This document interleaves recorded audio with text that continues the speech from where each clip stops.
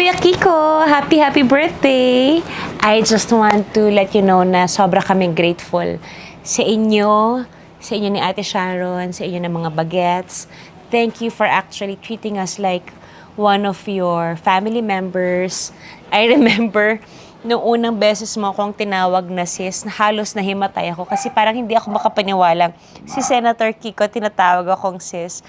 But at the time na tinawag mo akong sis, naramdaman ko na talagang ang turing mo sa akin ay kung paanong pagturing ni ate sa akin bilang isang kapatid niya.